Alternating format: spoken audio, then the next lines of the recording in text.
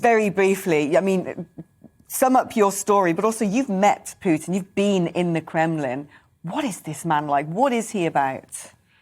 No, I think that the important thing is that the time has come when, we should really analyze the situation and the relations between the West and Russia, and also understand the differences.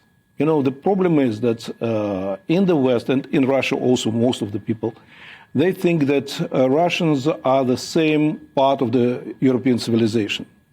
They're the same, but a little bit different.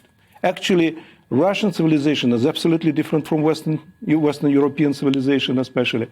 And like Indian civilization is different, Chinese civilization is different, though Russians look the same, but they are based on Slavic, different tribes, groups that were united by one and the same development.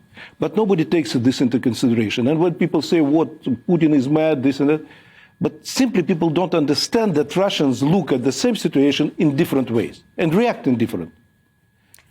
Yeah, I mean, he talked about the Nazification of Ukraine and he is a post-war, you call him an ethnic Russian. How much does he believe his own accusations when he's talking about Nazism in Ukraine?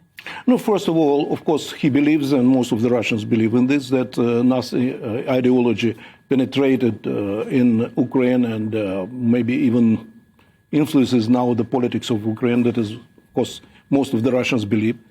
That's one thing. But the same what I want to say is that, say, as an example, when British or Western European or Americans, when they start any conflict, they start the conflicting and protecting their own interests.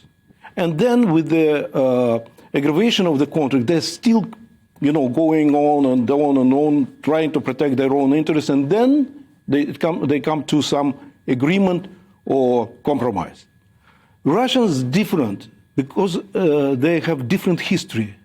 And they start with the compromise, trying to find compromise.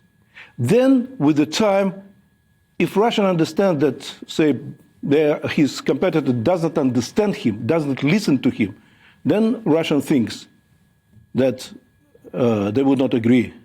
They've taken the decision. They will never agree. I will never have a compromise. So there will be a fight. But because of this history, for Russians, invasion or fighting or wars, these are either you win or you are dead. So then, at some point, as it happened with Putin, he decided that the West has decided to start a war, to destroy Russia. And it is not only Putin. This is the opinion in the Kremlin. And then, he's a KGB officer. He was brought as KGB officer. Then low down, quiet, and be prepared. And he started preparing throughout all these years. First, in 2007, I think, he was speaking in Munich at the conference. He said, take into consideration our position, our interest. Nobody reacted. And from that time, they started preparing. They prepared new weapons. He invited people whom I knew, who, say, for example, designed new missile systems in Soviet times and were out of their jobs. But he invited them back. They started developing all these things quietly. And then it came at a point when he understood that Ukraine is collapsing as a state, as an economy, and it will be taken by the United States. And he decided that this is the last point where he can retreat. He can never retreat. And this, I am sure, is the decision. The same, he understood that Europe is starting collapsing as an economy. So he is preparing for Ukraine and then Europe. So at one point, he decided that he is prepared. He has no time left. And within 2-3 weeks, he'll finish with Ukraine. And then there will be Europe.